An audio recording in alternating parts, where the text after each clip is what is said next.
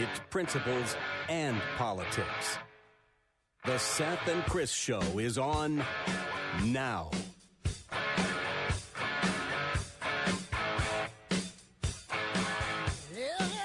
This is the Seth and Chris Show, final hour of the show for today, and as promised, we are finishing on a high note. We've got Brandon Weichert joining us. If you listen to the show, you know Brandon is a friend of the show and also a frequent guest. Brandon, how are you? How you doing? I am doing quite well. How about you? I'm okay.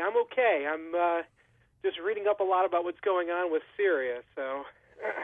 Well, I will tell you. Yesterday morning, I saw that we had shot down this Syrian jet. Yesterday, I read the statement from the United States military, and it was incomprehensible. It made absolutely no sense. I don't know who wrote it or why, but it says the coalition does not seek to fight the Syrian regime, Russian or pro-regime forces, but would not hesitate to defend itself. Will not hesitate to defend itself or its partnered forces from any threat. Yeah, that makes no sense.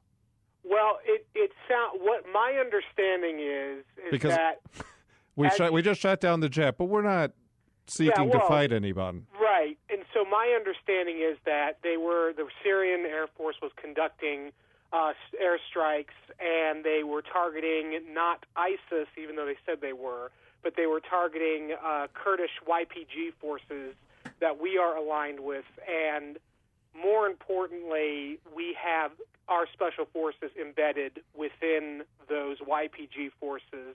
And though this will not be confirmed in the press, my understanding is that the only reason we took action the way we did was because we tried to use the phone line linking our forces with the Russians, as well as the so-called deconfliction line. The deconfliction line, yes.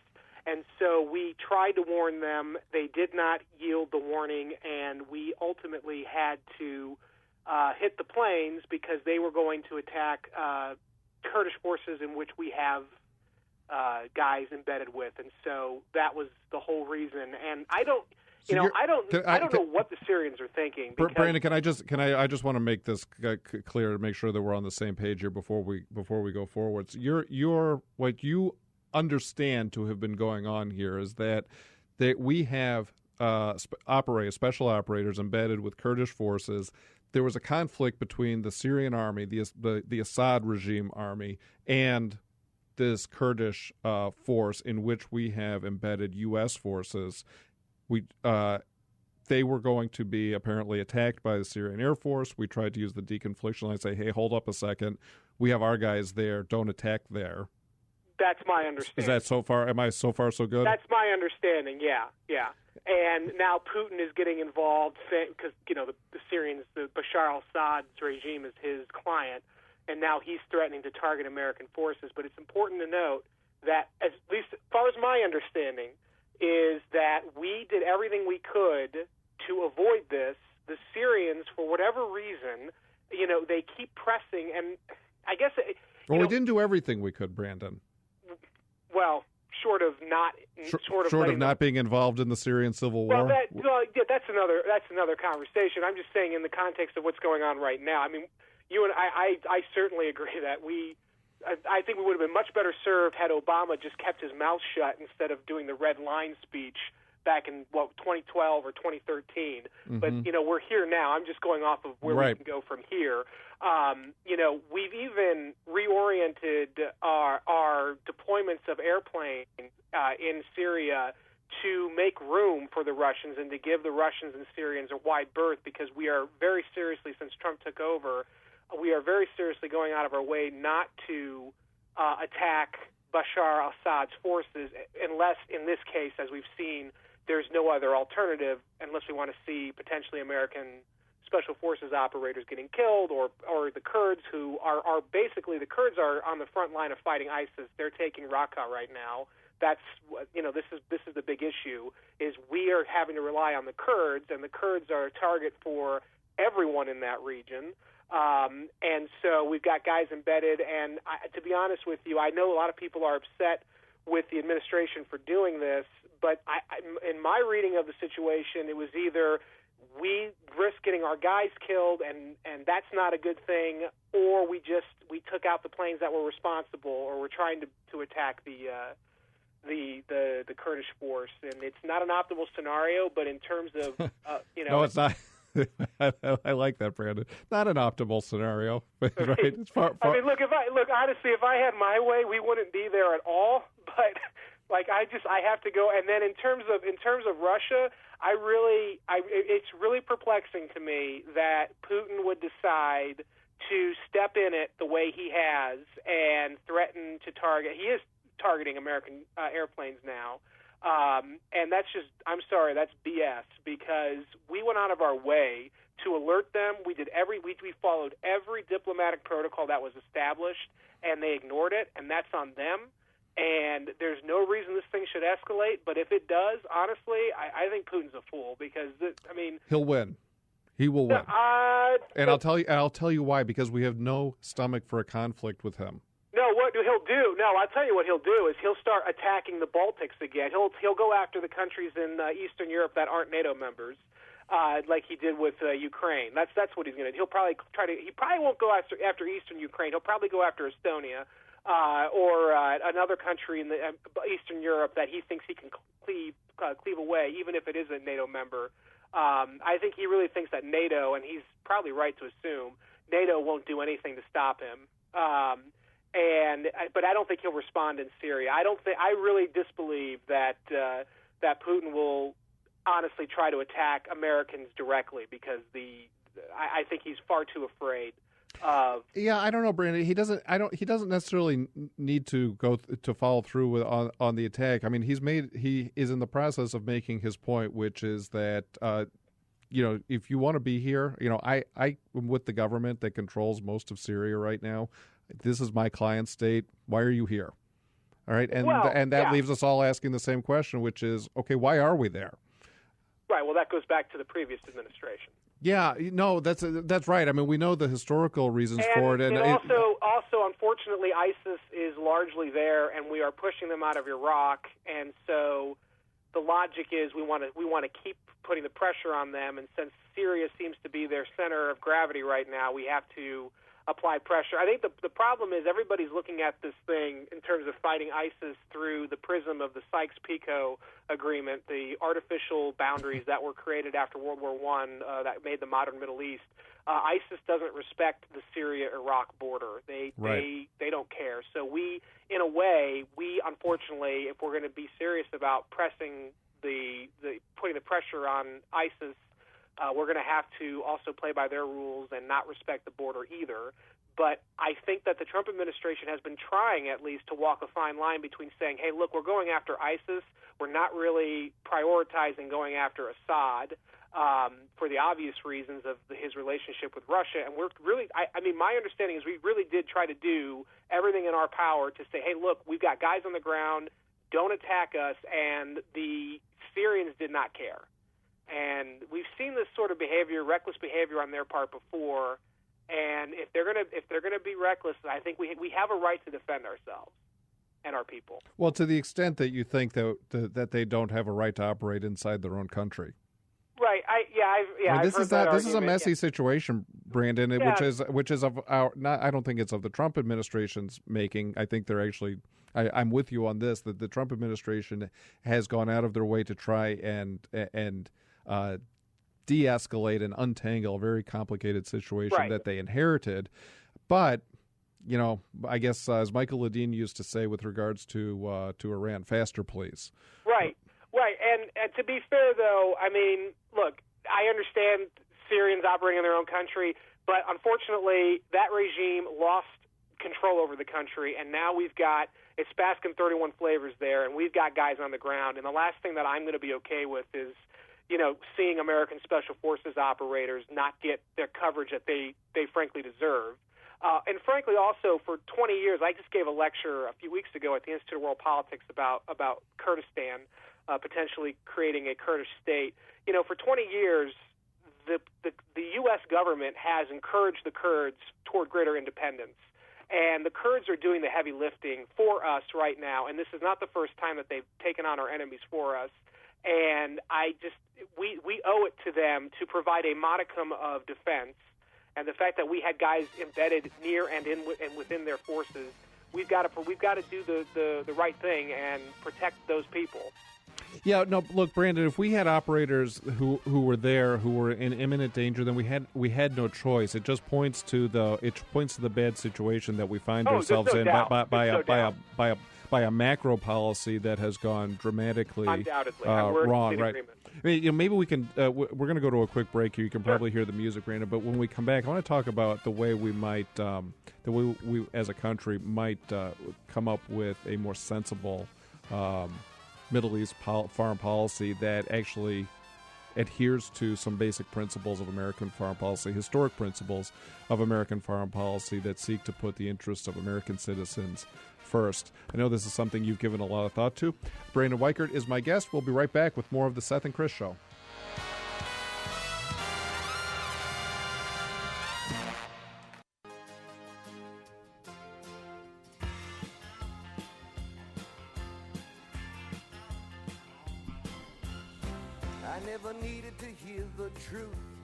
This is the Seth and Chris Show. Brandon Weichert is my guest. He is I think the term you like to use, Brandon, is the head cheese at the Weichert Report. Cheese. The big cheese, not the head cheese, the big cheese at the Weichert Report. Right. You still have room for advancement. Yes. Brandon, what do you think? When we look back over the past, let's just go back to the election on November 8th, and we think about what the Trump foreign policy in the Middle East, particularly vis-a-vis Iran, was supposed to be. The idea behind the Trump foreign policy, and this was one of the reasons that Mike Flynn was made National Security Advisor, was to implement a policy in that part of the world where we isolated Iran, where we tried to roll back the disastrous Iran deal that Obama had forced upon the nation. Part of that initiative was to have, I don't know if I want to say friendlier, but at least workable, manageable, workmanlike relations with the Russians, so that we could work with them in order to de-escalate the situation in Iran, to prevent them from becoming a nuclear power. Now, that, I think, is still probably, at a macro level, is still part of the policy that's being pursued here. But it's become much more difficult with all of this Trump and Russia and all this type of thing, and the removal of Flynn. I'm not sure McMaster completely buys into that policy, but you may have a different view on that. But what do you think? I mean, this is that should be a goal for the United States. Do you agree with that? Yes. Yeah. I think that we're going to have our problems with Russia. We've always had our problems with Russia. I do think that there are times when we're going to have to take a firmer stand against Russia, specifically over the issue of their, potential revanchism in Eastern Europe. I think that, this Syria sideshow is exactly that. I mean, we have to remember that Putin really intervened. And this became apparent this last winter. Putin really intervened in Syria as a means of creating a bargaining chip to trade his positioning. He was going to trade Syria, his role in Syria, in order for a better deal with the outgoing Obama administration over Crimea. But Victoria Nuland and Obama both rebuffed Putin, and so now he's basically left committed to Syria when he really didn't want to be. So I really do think that there is a potential still for healthier relations with Russia, particularly in the Middle East. And I think toward the larger point of Middle East, and this is the speech I just gave, it was related to Kurdistan also, but to creating a balance of power scenario in the Middle East. The reality is in the Middle East, it's the Sunni coalition versus the Shiite coalition. The goal for America is to ultimately step down from its active role in the Middle East.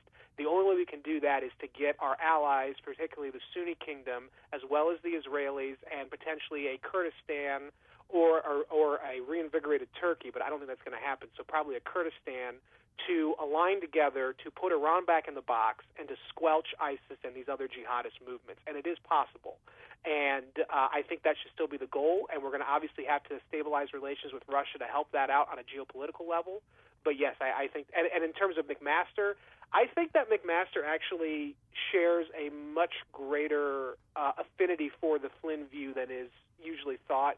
I think Flynn's view is born out of the Army's experience over the last 16 years in the Middle East, and you have to remember that the Army institutional view of geopolitics, I think that they would favor, especially after the Afghan and Iraq wars, how that's gone.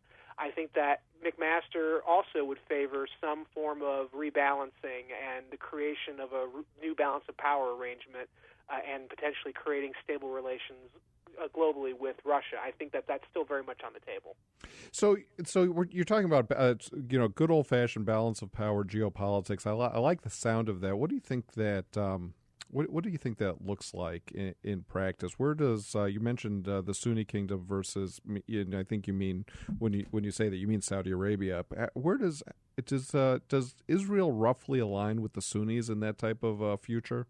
Yeah, it's a quiet alignment. We're not going to ever. There's going to be no official recognition of it, but there is definitely among the Saudi leadership and the Israeli leadership a greater coordination of interests vis-a-vis Iran. And so it's a quiet back, we don't talk about it in public, at least officially, but it is there. It's growing. The Saudi leadership is no longer completely, deaf to Israel. Now it's more like, okay, we need them to fight the Iranians, and then we'll go back to being enemies with them afterward. But, Iran isn't going anywhere either. So there's a chance here for a long-term coordination of interests between Israel, Saudi Arabia and the Sunni kingdoms, and potentially also whatever we do in terms of a Kurdistan or Turkey. There's a real chance here for that. If we got to keep our eye on the prize, though, and that is we have to reimpose sanctions on Iran. We have to really start going after Iran's terror networks. We have to really start applying sanctions if possible, and then we also have to, we're going to have to start putting pressure on Iran elsewhere, like in Syria, also in Latin America, which is always overlooked. It's not going to be an easy thing, but if we're serious about recreating a balance of power, we've got to give the Sunni kingdoms a leg up, and that means, the deal we just did with Saudi Arabia, letting Saudi Arabia take the lead on a lot of these issues and having our backing the way that we back Israel. Mm-hmm. Brandon, is it fair to say that the goal in terms of a new Middle East balance of power is that we don't want any nuclear powers in the Middle East, and we don't want any regional hegemons in the Middle East? Correct. Is that a fair way to characterize America's best policy? Yeah, that was our policy until we invaded Iraq in 2003, by the way. And so what we're trying to do, what I think we're trying to do, what I think we should be doing, instead of spreading democracy like some postmodern crusader, we should be trying to rehabilitate the balance of power arrangement that existed before 2003. And obviously it's not going to look the same, but we can get roughly there, and that's what I've been talking about. This notion that we're going to make the Middle East little democracies is just ridiculous. And we can't also ignore it. We did that for the last 8 years, and the situation has gotten worse. So, yeah, the goal is non-proliferation coupled with balance of power, whereby the Sunnis and the Saudis are divided amongst each other, and they're constantly focusing on balancing against each other as opposed to doing any other, extravagant, anti-American, anti-Israeli, anti-Western terrorism. Yeah, it's interesting. If you look back, the golden age of that had to have been the 1980s, right? We had the Israelis who took action against budding nuclear facilities, so that dealt with the nuclear proliferation issue, and then we had Iran and Iraq at war for most of that decade, which took their minds off of us. That's right. Right. Look, in just pure stark power politics, a realpolitik view, that was probably the best of all worlds that the United States has seen in terms of Middle East policy in the past 50 years. Yep. Brandon, can you stay another segment? Yes. Very good. Brandon Weichert is my guest. He is the chief head cheese and aspiring chief cheese? The gigantic cheese. The gigantic cheese at the Weichert Report. We'll be right back with more of the Seth and Chris Show.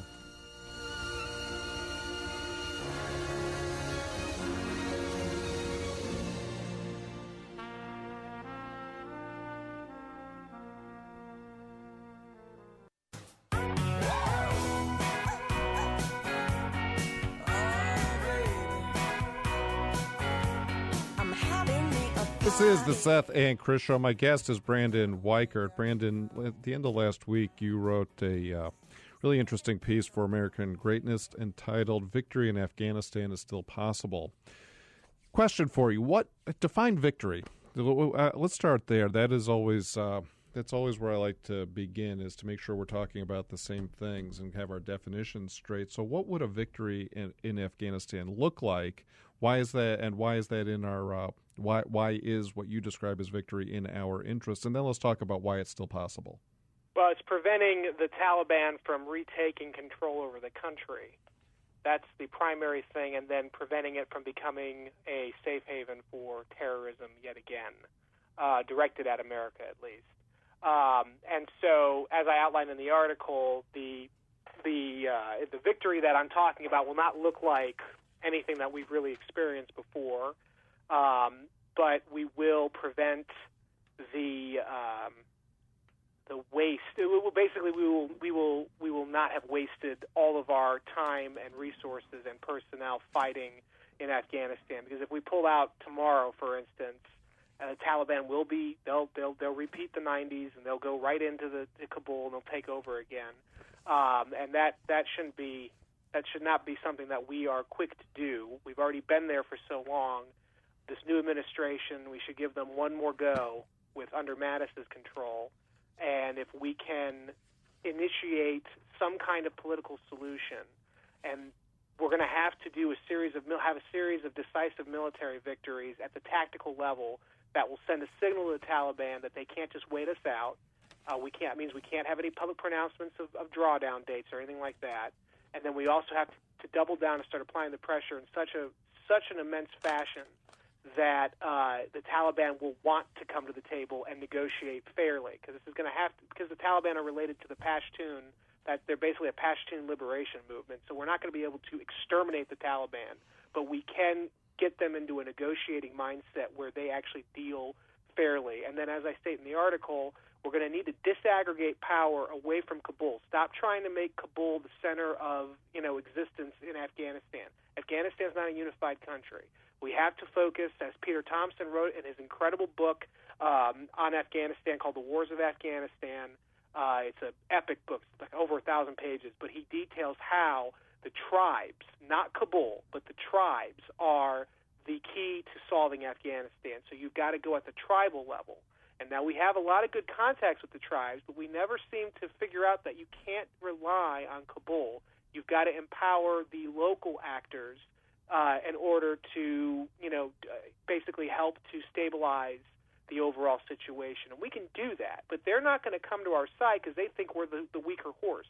So if we start doubling down and start getting some real military victories and start unleashing our military, none of these restrictive rules of engagement, just let them go in and do what they have to do, not unlike what they did with the Moab a couple months ago against ISIS-K in eastern Afghanistan. That stuff like that sends a clear, definitive message to the tribes. Jump back on board the American train, and then we on the international level, the Chinese, the Russians, the Pakistanis, they're all getting more involved. The Iranians are all getting more involved in Afghanistan.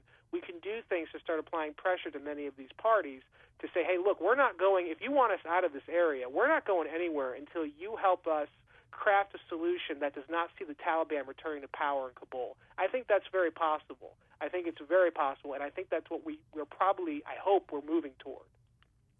Brandon, explain a little bit what that looks like when you say don't rely on Kabul, empower the tribes. That seems like there's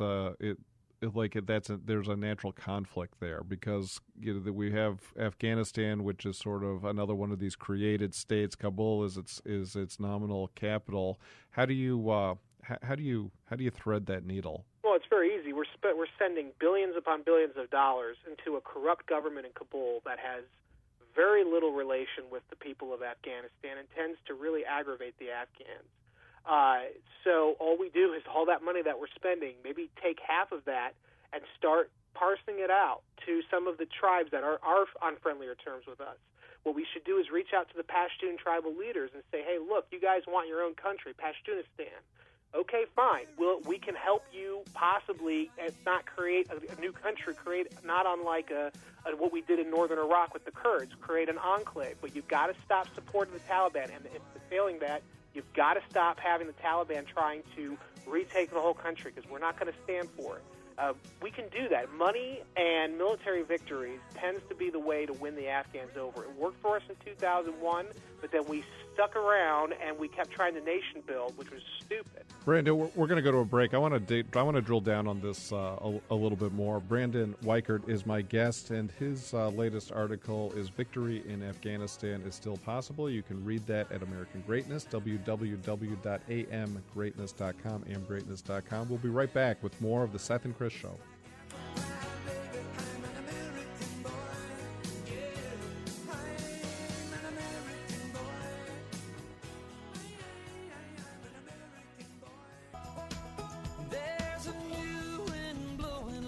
This is the Seth and Chris Show. I am Chris Buskirk, and my guest is Brandon Weichert, who is the author of an excellent new essay entitled "Victory in Afghanistan is Still Possible." Brandon, we went to the when we went to the break, we were talking about this idea that much like in many countries, this in Afghanistan, Kabul is nominally the capital, and yet the rest of the country, the different regions which are dominated by different ethnic tribes, resent the power that is nominally in the hands of the Kabul government. The question I guess I have here is, and I want to, it's kind of a two-part. If we back up, good policy for the United States, I guess, in your view, is in Afghanistan is defined as a country that does not become a safe haven for another Osama bin Laden. Is that kind of is that the nutshell? Yeah. So I guess that's, having said that, is a balance of power policy inside of it Afghanistan the best policy going forward? In other words, is it good policy for the United States to practice setting off the internal conflictions against each other so they don't have time to think about what to do to outsiders? Yes. Between the tribes. Yes. That's 100% correct. Actually, yes. Yes. So I guess here's the thing. I mean, Afghanistan is literally in the middle of nowhere. It's actually about 150 miles past there, right? I mean, you've got this landlocked country in Central Asia that it's mountainous. I mean, it's actually a beautiful country, but it really is no place. And you would never think about Afghanistan twice in this country, really, but for 9/11, right? And that was the safe haven. And the fact that it's now become the center of geopolitical tension between Russia, China to an extent, Pakistan, India, the United States, Iran. That's another one that's shaping up to be another Baskin 31 flavors. Take your pick of, and that's because the war's dragged on for so long. What a great battlefield though for the countries, not the countries, but for the world's great powers to fight on. Right, it's in the middle of nowhere. Nobody cares what happens to it, and you've got a warlike people who are more than happy to be fighting all the time. Yeah, you're right. Yeah, and it's the graveyard of empires, as they call it, and it's where every great power goes to die. What's China's interest in Afghanistan? So I've written a couple articles at American Greatness over the last year about this, and basically it's the resources. People don't associate Afghanistan with the resources. That has a lot of copper. It's got a lot of it's got some rare earth minerals, and China obviously is, in order to maintain their meteoric growth, they need resources, readily available, access to cheap resources. And the Chinese have a deal with the Taliban, who control Mes Aynak, which is the largest copper mine in the country, and they have a deal to mine the copper. And at the same time they're mining copper with the Taliban, they're also fighting the Taliban by conducting joint operations with Afghan National Security Forces along the Chinese border, conducting it against the Taliban, but most notably conducting it against ISIS-K, which has taken root in the country. Because the Chinese, the last thing they want is a jihadist or Islamist insurgency popping up along their western border, because that's where the Uyghurs are, and that's where the largest Muslim population in China resides. And it's also in Xinjiang province, which is one of the most restive areas of China, and they're constantly having to crack down with martial law in that part of the country because the Muslims in China are constantly uprising against the communist authority. This is the old this is the old Samuel Huntington thesis. Islam has bloody borders, right? Yes. Yes. What do the Chinese have boots on the ground in Afghanistan? So they will say no, but officially no. But they do have their border police operating. They will do these joint operations with the Afghan national police forces that are basically border operations to repel and crush any jihadist elements operating near the Chinese border. And they would say it's not boots on the ground because it's police forces, border patrol force. It's not actually Chinese military. But as we see, there is a blurring of lines between these kinds of forces, as we see in the South China Sea, where the Chinese Coast Guard has taken the head of being the kind of aggressive force on the high seas. There's a blurring of lines. It's part of the hybrid warfare strategy that China and Russia employ. But they are, regardless of what the forces are called. Are we saying that this is mostly along the border? That these are border it's limited. skirmishes? Yeah, it's limited, but they're there. They're there. There are pictures. There are incredible pictures of these Chinese armored personnel carriers operating in Afghanistan.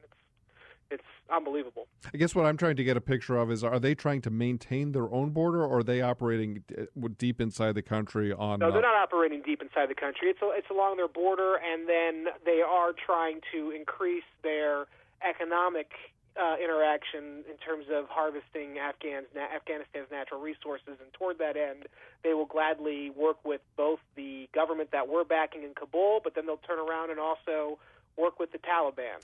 How does that work? Right, I always wonder when you hear about these things. The Chinese have been very good at those type of deals where they can play both sides of the road. The Russians have done it for years. How do we get that deal? Well, the problem is we have an outsized military footprint right now, and the fact that we're the great Satan compared to the others. You have to remember the jihadists, they like to take their enemies out at one at a time, and so in 1980, they gladly worked with the great Satan of America in order to take out the greater Satan of communism in Soviet Union, Soviet Russia, and then they turned their attention to us after the Soviets were dealt with.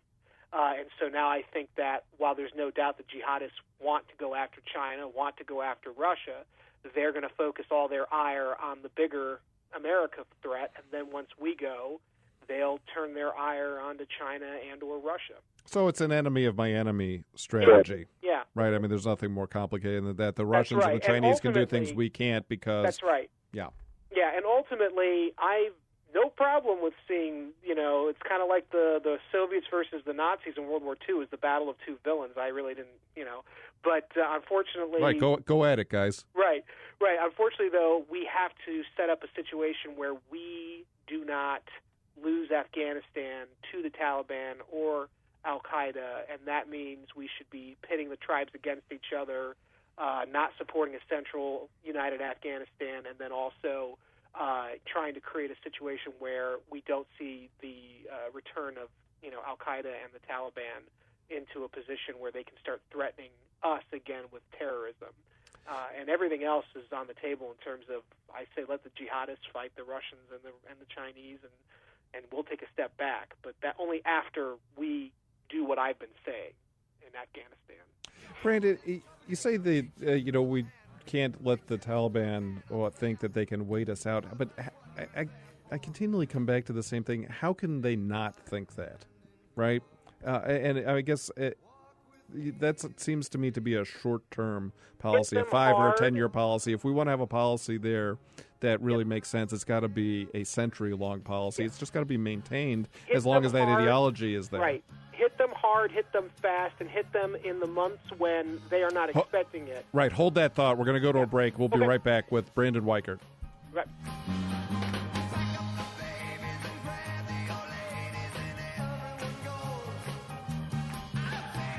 Ladies and gentlemen, the evening is over.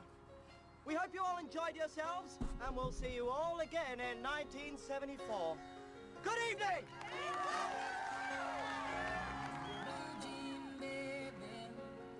LA lady. This is the Seth and Chris Show. I am Chris Buskirk, and Brandon Weichert is my guest. Brandon, do you want to just finish the thought that you were? I guess I was asking the question. I mean, the question is this: the Taliban lives there, right? They can, in some macro sense, wait us out. Is what you're suggesting that we should pursue a policy where they know they can't wait us out in the short run? That we should have, if we can have a settlement that works for 5 years at a time, that maybe that's as good as we can get, and set something up, hopefully for something in the longer run. But that's ultimately that requires the culture and the ideology of the region to change. Well, yeah, I'm not advocating that we try to change the culture. And not that we do, but that we can only have a political settlement that works for us for defined periods of time, shorter periods of time, barring something bigger. Yeah, and in order to do that, first of all, it's like shock therapy. You have to shock the patient, and so part of that is we have to surge in and really, really pound the heck out of the Taliban. No rules of engagement. There's restrictive rules of engagement. Is really complicating things. Have our guys go out there. Let the Marines do their thing. Use every weapon at our disposal. And we know where the bad guys are. That's not the problem. The problem is that we're not really going in fully, and just let these guys go at it. And it will send a message to the Taliban that, hey, if we're not careful, the Americans could break our ability to fight. And so that will bring them to the table. And then we go in and we have a real, loya jirga, a real negotiation. And at the same time, we start disseminating power, disaggregating power away from Kabul, empowering the Tajiks, empowering these other groups in Afghanistan that are not going to want to see Kabul, or are not going to want to see the Pashtuns, through the Taliban take the whole country over, and we'll start fighting the Pashtuns and some of these jihadist forces. So that's the point. But you have to go in hard initially and shock the system, because right now we've fallen into this terrible pattern where our enemies predict our pattern. They know exactly what we're going to do. They know our limitations. So we're going to have to first change the perception immediately. And once those perceptions are changed, then we can really start doing some great stuff diplomatically. I have one word on that front for you, Brandon: Moab. Yes. More of that. More of that. Yeah, I mean that type of thing is dramatic action, and I think it lets our adversaries know that we're serious, and that if they don't want more of that on top of their heads, that they need to come to the table. It doesn't last forever, right? But if we can have peaceful settlements that last 3, 4, 5 years, and we can build on that, I think that would be a big win. That's right. Brandon Weichert has been my guest. He is the head cheese at the Weichert Report and a frequent contributor to American Greatness and a friend of this show. Brandon, thanks so much for your time. Talk to you again real soon. Yes, sir. Bye-bye. That's it for today, guys. We will be back tomorrow at 3 o'clock. Have a good night.